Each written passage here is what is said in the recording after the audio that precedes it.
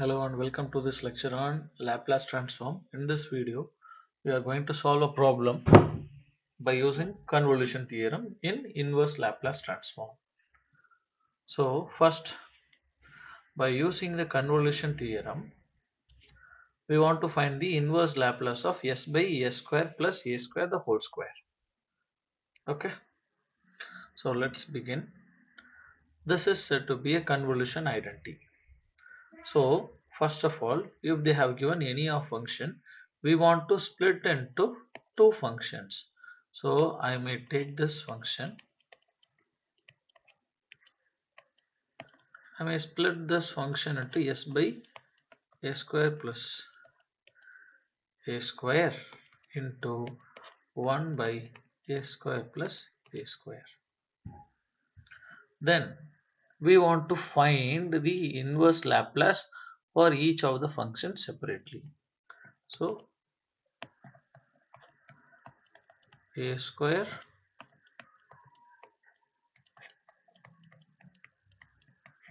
separately. So I'm just taking out the function f of g and g of s. I'm splitting out this function and I have taken the inverse Laplace for this function. I said you that Laplace inverse of s by s square plus a square will be cos at. Okay, so Laplace of cos at will be s by s square plus a square. But here it is inverse. Therefore, Laplace inverse of s by s square plus a square, it will be cos at. Then Laplace inverse of 1 by a, it is a constant. I may keep it outside. Then sin at.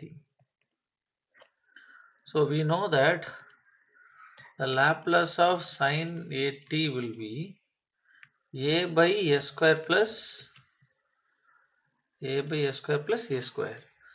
Here we have the term sin 1 by a sin at. So that's why I may take this term to the side. Then 1 by a Laplace of sin at equal to 1 by a square plus a square. Okay. Then I may take the Laplace inverse to that side. Then it will give the Laplace inverse of, see here it will be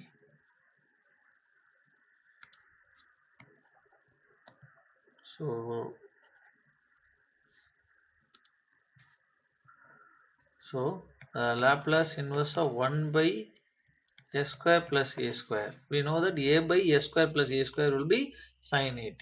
So I may take this term as 1 by a this side. So here if I take the inverse, I may get 1 by a, that is Laplace inverse of 1 by a sin at. Laplace of, and if I take the Laplace to this side, so I may write in a clear manner.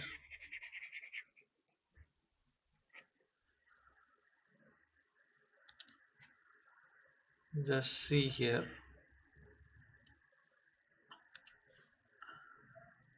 So 1 by a Laplace of sin at will be 1 by a square plus a square. It also can be written as Laplace of this, the same. If I take the Laplace this 2 here to right side na, then Laplace inverse of 1 by a square plus a square will be 1 by a sin at. That's why we have written here. And the next, now we are going for the evaluation. So how do we evaluate this? Integral f of u into g of t minus u, okay, into du. So here this is our function f of t. So if I write this f of u, now it will be cos au.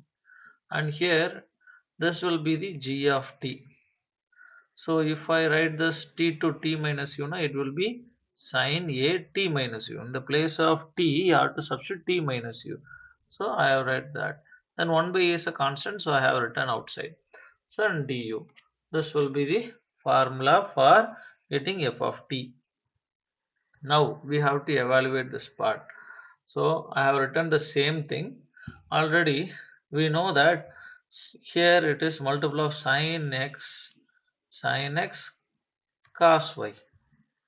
Sin x and cos y can be written as 1 by 2. We have written the formula sin a cos b. Here it will be of 1 by 2 sin a plus b plus sin a minus b. As like that, x plus y and x minus y.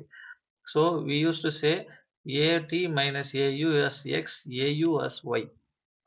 Then if I use to find the value, sin at minus au will be cos au will be written as 1 by 2 sin x will be at minus au, y will be plus au plus sin at minus au minus au. So here au will be cancelled. In the next step, 1 by 2 sin of at plus sin at minus 2au. Okay, so we can simplify these terms and like this. Already we have 1 by a, here it is 1 by 2. Then if it is multiplied, I'm getting 1 by 2a. So this 2 will get cancelled. Here it will be 2au. On the next step, it can be written as at 2au. I may take the a value as common. Now we have to integrate two terms separately. So integration of sin at du. Here with respect to u, you have to integrate sin at. Anyway, it is a constant. Here there is no variable with respect to u. So you have to keep the sin at different outside 0 to t du. Integration of du will be sin at into u 0 to t. So we get t into sin at. So what's the answer for this? T into sin at. Now we are going to evaluate this. Just see here. I may take this term 0 to t sin at minus 2au du. Integration of sine will be minus cos. So minus cos at minus 2au. Okay. Then we have the term at minus 2u. With respect to u, we have to write this value. It will be 2a. So minus minus will get cancelled, and cos at minus 2au by 2a is there. Then you have to substitute the limit 0 to t. 0 to t. Then you will get cos at minus 2at divided by 2a, the lower limit, cos at minus 2. The lower limit will be 0. So 0 divided by 2a. So you will get cos at minus 2a. What we will get? Cos at minus 2at means it will be minus 2 minus 80. So cos of minus 80 will be cos 80 divided by 2a minus cos 80 by 2a. So it can be written as 2a. Cos of minus 80 will be cos 80 minus cos 80. Okay. So let's watch this. Here we get t sin 80 as said I previously. Cos 80 minus cos 80. This becomes 0. So remaining it will be t sin 80 into 1 by 2a. So this will be the final answer. So we get the t variable of function as a result.